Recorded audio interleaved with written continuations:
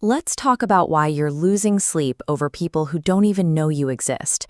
You're lying in the dark, the room is quiet, and the only thing moving is your thumb, swiping through an endless feed of strangers. Then you finally put the phone down. The screen goes black, and you look around at your empty walls, your normal routine, your actual life. You've just spent 45 minutes staring at someone else's exotic vacation and peak fitness, and suddenly you feel ashamed of your own reality. In that exact moment, a heavy thought settles in.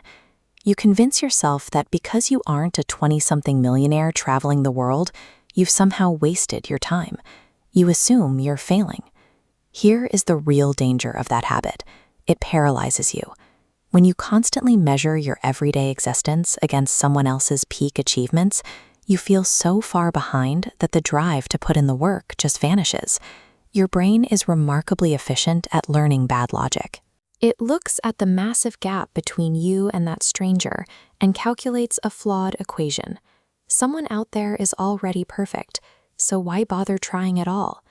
You tell yourself it's just harmless scrolling to pass the time, but every swipe is a quiet surrender of your self-esteem, turning what could be productive days into a graveyard of self-doubt. Look at how we measure these two timelines.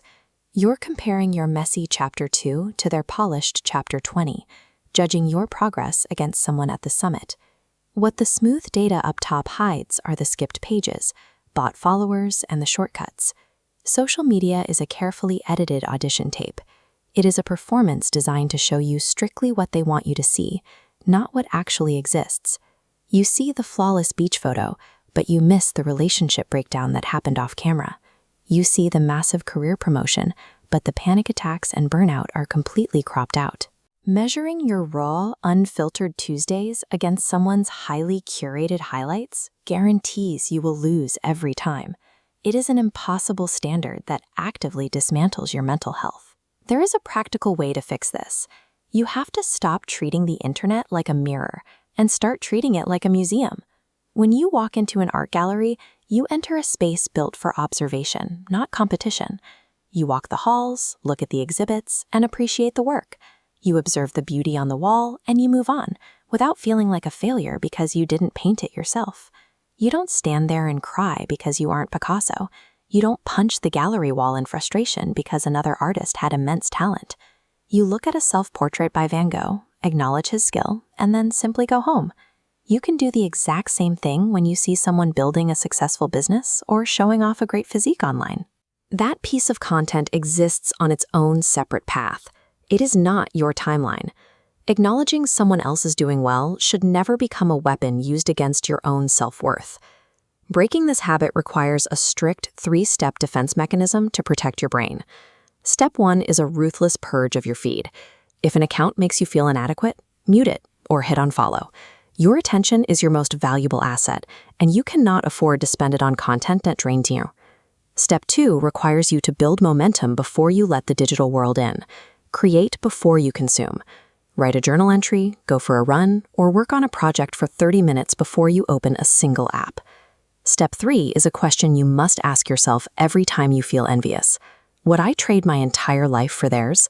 When you place this trade on a scale, you don't get to pick and choose the best parts. To get the luxury cars and the money, you must also accept their unseen childhood trauma, their family conflicts, and their hidden anxieties.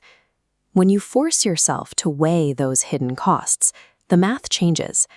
If given the honest choice, almost no one would hand over their own life to carry a stranger's heavy and visible burdens. There is only one metric that actually matters. You measure your progress today strictly against who you were yesterday. Your current reality might be messy, it might be slow, and nobody might be clapping for you right now. But that isn't a sign of failure.